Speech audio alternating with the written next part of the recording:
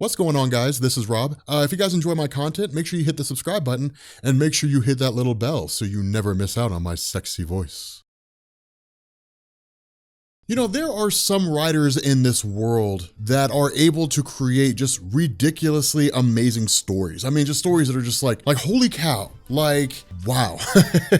And I feel like Tynion is one of those guys. Like, Fall of the Batman is so good. I feel like his whole Batman run is on par with Scott Snyder. For those of you guys who aren't familiar with what I mean, Scott Snyder kind of reinvigorated interest in Batman in a lot of ways, like the creation of the Court of Owls, the idea that there was this organization that lived inside Gotham City or operated in Gotham City that Batman never knew about, despite being like the world's greatest detective. The return of the Joker, who was like darker, had his face surgically removed and then just attached it with pins. Death of the Family, and like Batman Endgame, and the Justice League being Jokerized, and there were so many great things. But like, I look at this whole run on like Detective Comics so far, and it's just like between Tynion and like Tom King, I feel like it rivals, if not in some instances, better than Scott Snyder's run. And it's crazy. Initially, we pick up with a character by the name of Anarchy. Now, Anarchy, we haven't really talked about too much, and he's kind of intriguing. When you think of the Anarchy character, think about how like Red Hood, Jason Todd used to be when he first showed up. Anarchy is a little more extreme. He's a lot more hardcore than Batman is. Now, the motivations of Anarchy at his core is very similar to Batman in the sense that, hey, criminals need to be held accountable for the things they say and do. The difference here is that Anarchy is willing to go to the extreme. He's actually willing to sacrifice people if it means his goal is achieved. But by and large, Anarchy was an interest of the character Stephanie Brown, of the character of Spoiler. Now, with regards to Stephanie, it was kind of cool because remember, when it came to her whole thing, you ended up having this scenario where Tim Drake had basically died,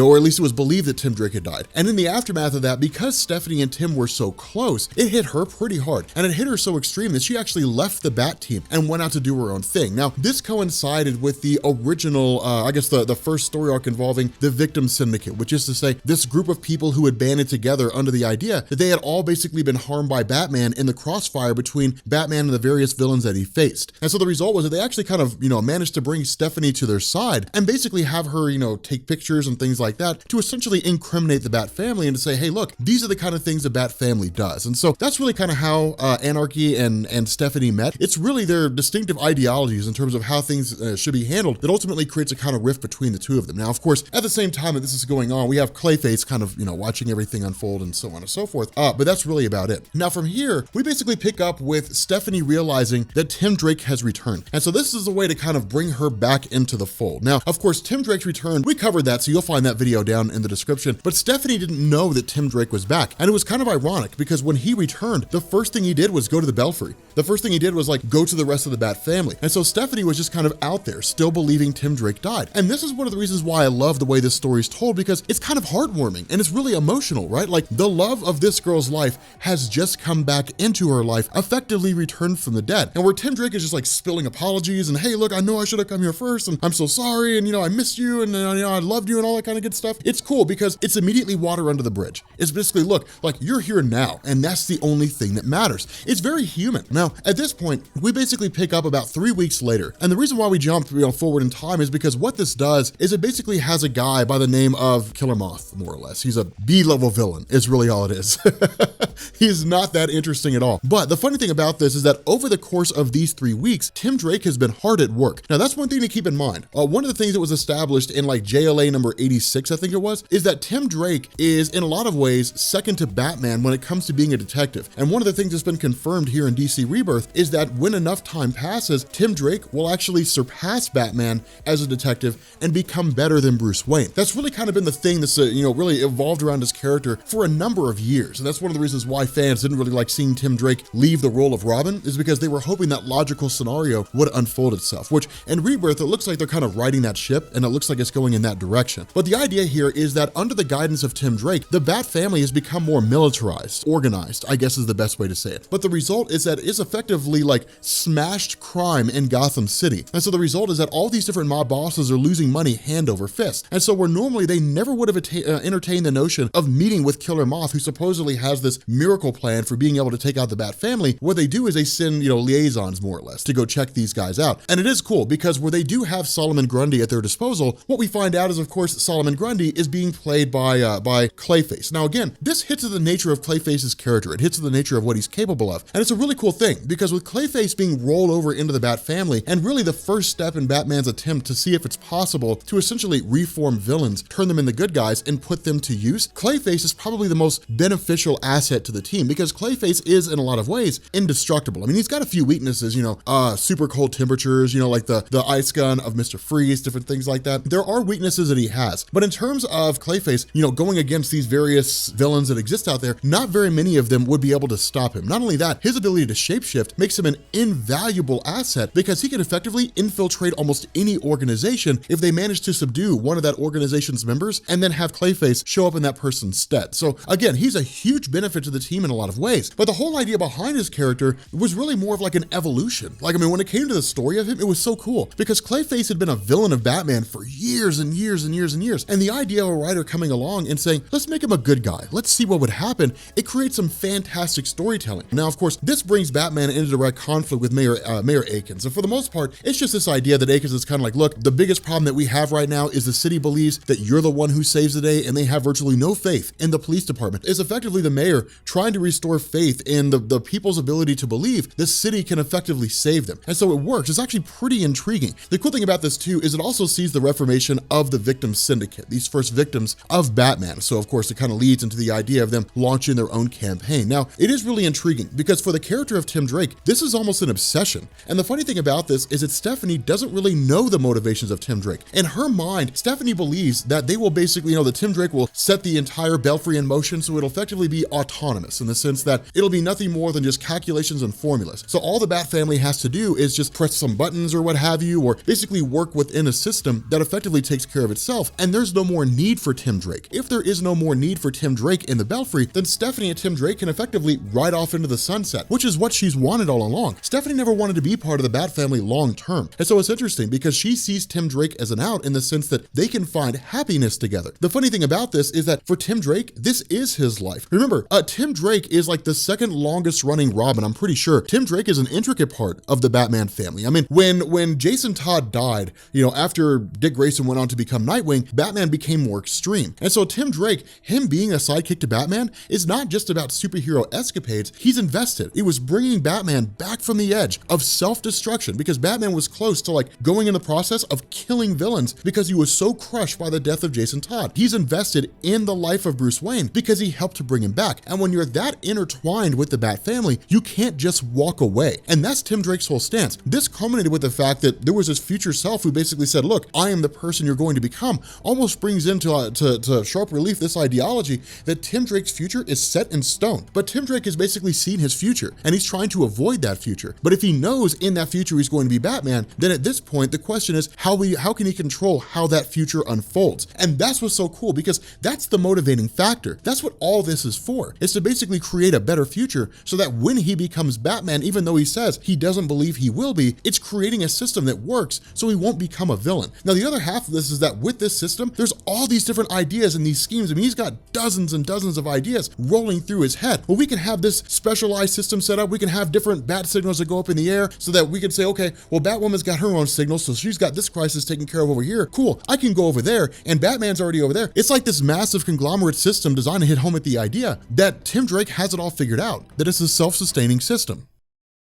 Now, the other half of this is that Stephanie Brown figured out pretty fast that Tim Drake was basically lying about the idea that they're all gonna have this great life together and they're gonna settle down. And it's kind of intriguing because she basically kind of feels betrayed in this instance. Like, I thought we were gonna have this life together, and in truth, you've been duping me the entire time. But it's kind of like this giant spill of secrets. It's this idea that Tim Drake kind of confronts her with the fact that she was taking pictures for the victim syndicate. And so it's really kind of like this airing of grievances, which is really kind of, an indication that the honeymoon phase is over. But it is intriguing because Stephanie kind of walks and says, look, I'm gonna go cool off. I'll decide what it is that I'm gonna end up doing next. And so at this point, we pick up with Clayface, who's visiting Gloria. Now remember, we talked about Gloria before. Gloria was a girl that Clayface was a really, really good friend with, and I believe there was a little bit of a romantic chemistry there. The issue is that when he first became Clayface, she was caught in the crossfire between Clayface and Batman. And the result was that she was doused with the same kind of clay, or the same kind of material that Clayface was, sending her into the same position he's in. The difference is that she kind of gave into her darker side. She sort of gave up. She couldn't control her powers in the the same way he could, and she's been dominated by violence ever since she first became the kind of person that she is. And so the result was that she was one of the people who joined the victim syndicate. Now, this was one of the first times we began to see this instance where the possibility was being teased that Clayface would go back to being a villain. Now, that's not the case. We haven't seen that so far, but it is intriguing because what this means is that at this point going forward, Clayface is kind of stuck in this rut because what ends up happening is that where he's conversing with Gloria and basically offering all these apologies and saying, look, I'm sorry I screwed up, but there's a doctor that we have, Dr. October, who's working on a cure, and maybe she can send you back to your normal form. Gloria's response is, no, I don't want to go back to the person that I am. I want people to see how you are, to see your true self. And so ultimately, we end up finding out that the victim syndicate has effectively taken over Arkham Asylum. All the guards are working for them,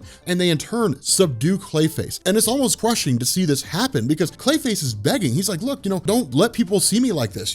Why do you keep doing this? I'm trying to make up for the mistakes that I've made. And so it's almost like he's just kind of being betrayed over and over and over again. It's basically just kicking a person while they're down. And that's why it's so, so distraught here, is because with everybody basically responding to what's going on, like the Gotham Police Department responding and the Bat family becoming aware of the fact that, Arkham Asylum's been taking over, a reporter basically enters, this Arkham Asylum at the request of the victim syndicate. And one of the first things that we end up seeing here is that there is this instance where Clayface is just kind of being brutally tortured over and over again. It's so sad to see because normally we would see him just like lash out and just totally obliterate this girl. But there's sadness and there's anger on both sides. This chick, she's just lashing out at all the pain that she feels. But the same thing with Clayface, he feels genuine sorrow. He feels genuine sadness and genuine remorse for the things that he's done, but he's not being given the chance to allow his apology to be accepted. Instead, it's just, look, I'm sorry for what I've done, and then bam, he's tortured again. And so, it's pretty brutal and it's pretty extreme because what he has is this kind of gauntlet of sorts that allows him to maintain some measure of control over himself. The issue is that with that being out of his hands, he's going to revert back to who he is before. And that's what he's so terrified of, is going back to being the old Clayface. It's kind of crushing in terms of how all this happens. Now, of course, this also leads into the idea of some inner struggles going on with the Bat family in the sense that, again, the future version of Tim Drake basically said, Batwoman's going to blow the family apart. Something's going to happen at some point in the future, and Batwoman's going to do something that's going to destroy the Bat family. It's really kind of like Tynion saying, hey, look, guys, there's still this underlying current of things that are taking place, this underlying current of themes that are going on. Now, of course, this also brings the Bat family in direct conflict with the mayor, because with Arkham Asylum having been taken over, it's really standard practice. The Bat family would respond. We would expect that. Before any of that happens, the mayor calls up Batman on the red phone that really only Commissioner Gordon is supposed to be able to access and simply says, stay away, get out of here. We'll keep this under control. We'll take care of the situation on our own. Again, trying to demonstrate in the eyes of the people that the Gotham City Police Department can handle things on their own. Now, of course, when Batman shows up, Commissioner Gordon is like, okay, what's up with this victim syndicate? It's kind of interesting because remember, Batman and Commissioner Gordon have a rapport. And so it's really kind of like Batman and Commissioner Gordon and then everybody else in Gotham City in terms of the political positions and the police department and so on and so forth. And so if Commissioner Gordon wants to allow Batman to go through,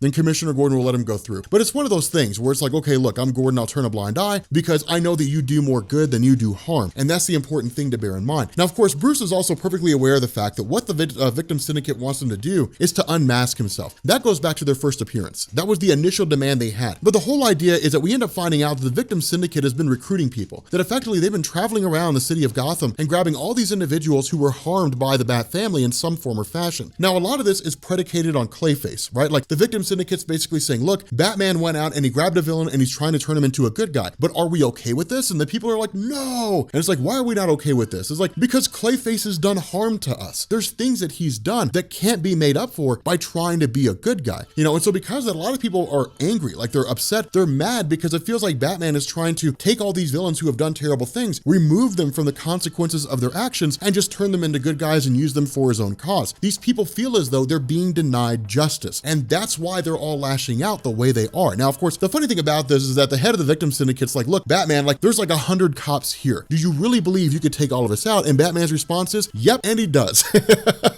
That's exactly what happens. Batman wrecks them all. Now, of course, we end up finding out this was a ruse. This was a distraction. And the reason why is because the quote unquote torture of Clayface, more or less, is complete in the sense that he shows up as a bad guy, as a villain, and is simply just like, this is who I am. This is what I'm about now. On the surface, we could argue Clayface is just kind of reverted back to his old form. And that's really about it. And the fight between Batman and Clayface is pretty par for the course. It's Batman dodging his attacks, his Clayface, turning his fists and stuff into, giant hammers and things like like that. There's not a lot that goes on there. Of course, Batman is basically thrown into the armory of the various villains who were arrested and thrown into Arkham Asylum. He uses the freeze gun of Mr. Freeze and then freezes Clayface. But this is when we find out this is just kind of like a proxy. The actual Clayface is on his way to the Belfry. Now, this is where things get intriguing and where they get really interesting, because the response of a few members of the Bat family is, well, we have to take out Clayface. Like, I mean, we've got to find a way to subdue him. Now, they all want to do it in a way that's not, fatal, because I mean, Clayface is a part of their team. This is compounded by the argument that Dr. October makes, where she basically says, this is not Clayface returning to a villain. This is Clayface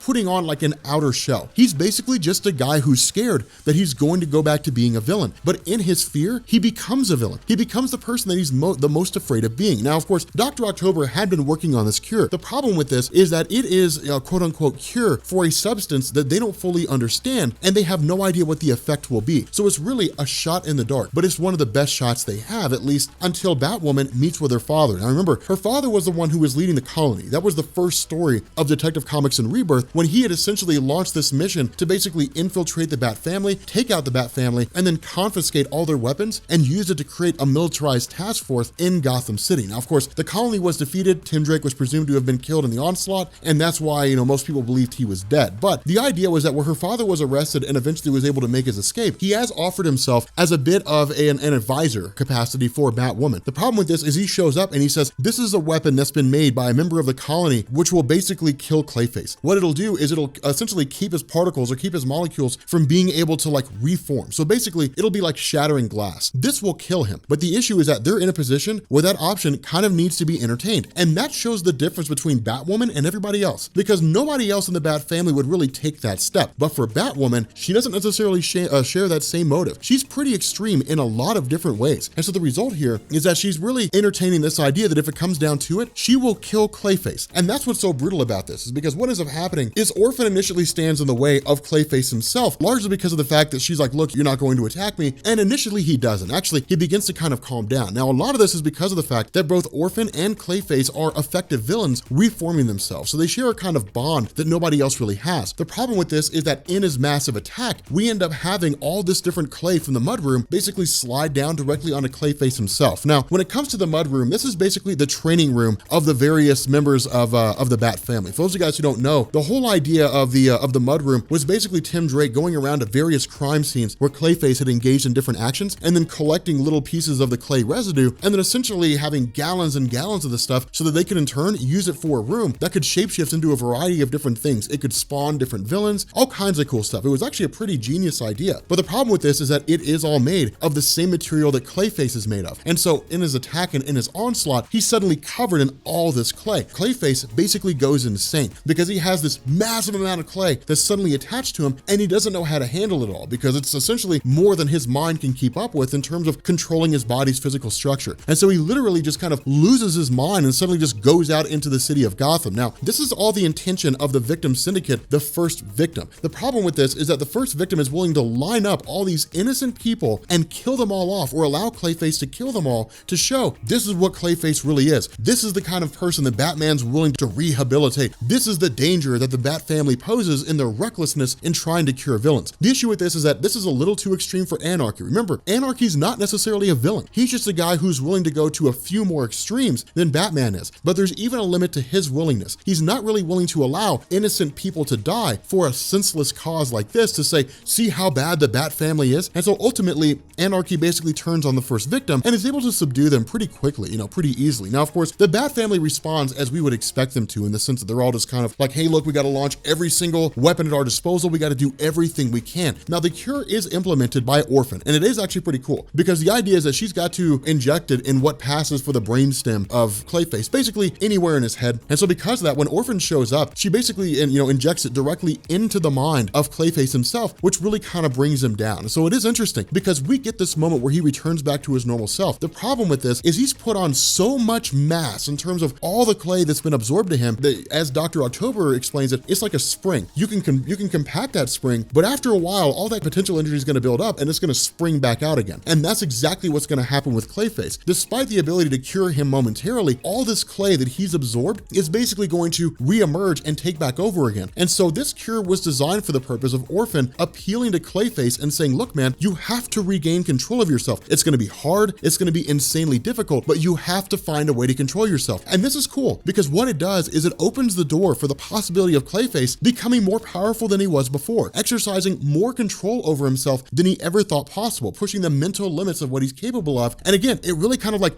beefs up the role that he could have in the Bat family. Unfortunately, it doesn't matter because Batwoman pulls the trigger and shoots Clayface in the head with this gun that was designed to disperse his atoms all over the place and keep him from reforming, effectively killing him. With that being said, guys, we're gonna bring this video to an end. If you are new here to Comics Explained, make sure you guys hit the sub button to become part of the Rob Corps. If you guys enjoyed this video, make sure you drop a like. I know some of, man, I threw some of you guys off. I knew some of you guys were just like, you guys timed it, and then I waited. Just to throw you guys off. Man, them cliffhangers. Okay, I will catch you guys later. Peace.